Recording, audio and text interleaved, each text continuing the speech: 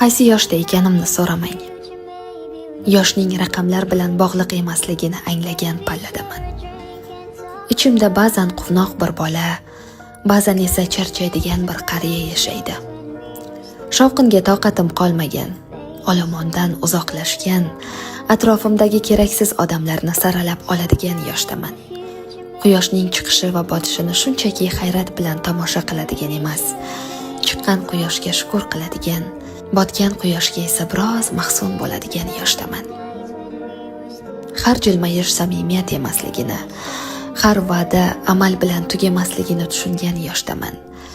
Kam gapirib, ko'p kuzatadigan, ko'nglimni har kimga ochmaydigan, sirlarimni sukunatga topshiradigan yoshdaman. Eng muhimi esa, endi hammani o'zim kabi o'ylamaydigan yoshdaman.